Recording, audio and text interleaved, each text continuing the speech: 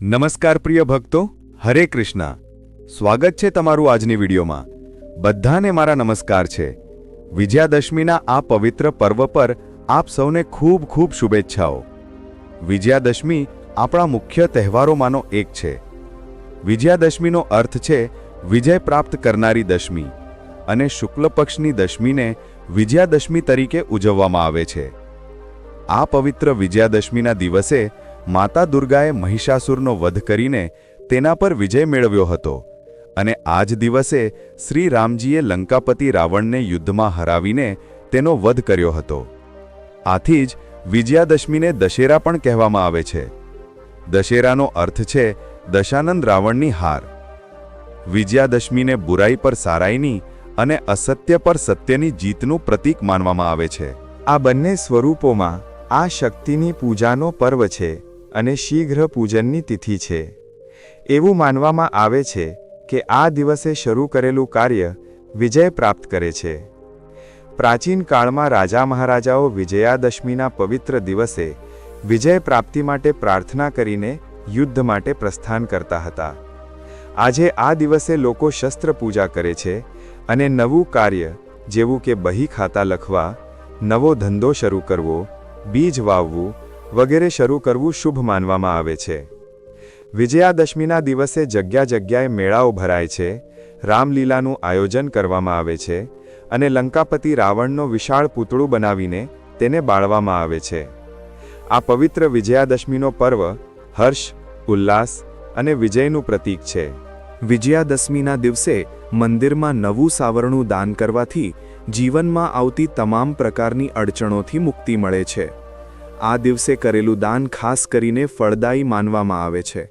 પરંતુ યાદ રાખો, તમે જે પણ દાન કરો તે ગુપ્ત દાન હોવું જોઈએ અને તેના વિશે કોઈની સાથે વાત ન કરવી.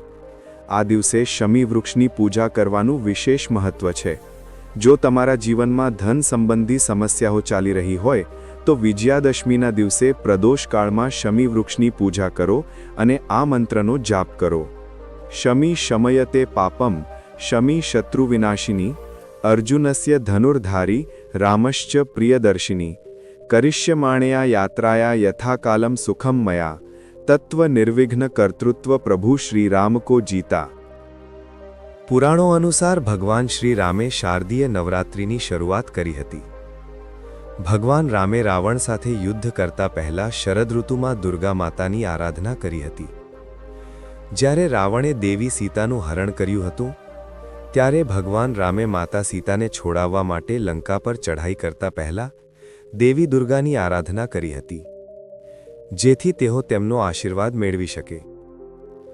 શ્રીરામને ખૂબ સારી રીતે ખબર હતી કે દેવીની પૂજામાં નીલા કમળના ફૂલ અર્પણ કરવાથી તેઓ ઝડપથી પ્રસન્ન થાય છે.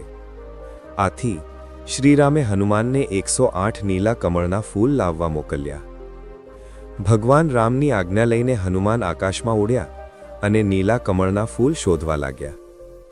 હનુમાને એક તળાવમાં નીલા કમળના ફૂલ ખીલેલા જોયા. તેમણે સાવધાનીપૂર્વક 108 નીલા કમળના ફૂલ તોડ્યા અને તેમને 3 વખત ગણીને રામજી પાસે લઈ ગયા.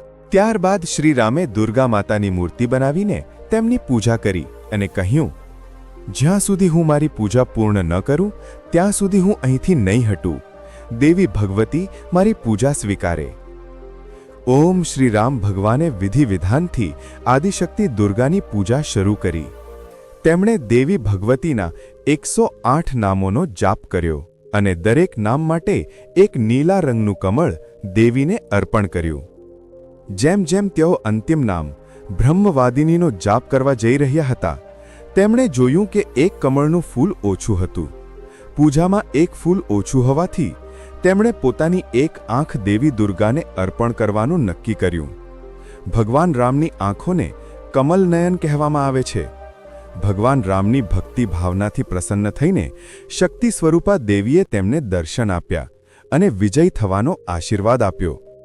તે પછી દેવી પોતે ભગવાન રામના અસ્ત્રશસ્ત્રોમાં વિરાજમાન થઈ ગયા. મર્યાદા પુરુષોત્તમ રામજીએ દેવી સીતાની રક્ષા માટે અધર્મી અને અન્યાયી રાવણને યુદ્ધ માટે લલકાર્યો અને 10 દિવસ સુધી તેની સાથે યુદ્ધ કર્યું. ભગવાન રામે આશ્વિન શુક્લ પક્ષની 10મી તિથિએ માતા દુર્ગા પાસેથી પ્રાપ્ત દિવ્યાસ્ત્રની મદદથી રાવણનો વધ કર્યો હતો.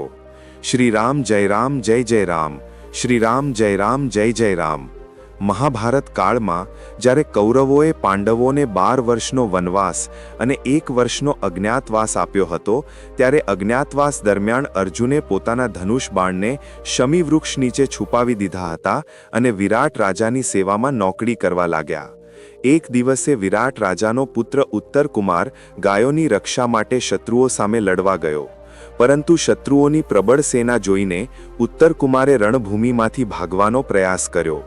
ત્યારે અર્જુને તેને રોકીને પોતાના ધનુષબાણ શમી વૃક્ષમાંથી કાઢ્યા અને શત્રુઓ પર વિજય મેળવ્યો. આ રીતે વિજયાદશમી પ્રાચીન કાળથી જ અધર્મ પર ધર્મની, બુરાઈ પર સરાઈની અને અસત્ય પર સત્યની જીતનું પ્રતીક બની ગયું છે. ચાલો હવે જાણીએ વિજયાદશમીની પૂજા વિધિ. વિજયાદશમીના દિવસે સવારે ઉઠીને સ્નાન વગેરેથી નિવૃત્ત થઈને શ્રી રામની તસવીર અથવા મૂર્તિને સાફ કરીને પૂજા સ્થાન પર મૂકો. ત્યારબાદ ચક્રો અને બહી ખાતાને સાફ કરીને શુદ્ધ કરો. પછી લાલ કપડા પર ચક્રો અને બહી ખાતા વગેરે મૂકીને તેના પર ગંગાજળનો છાંટો આપો.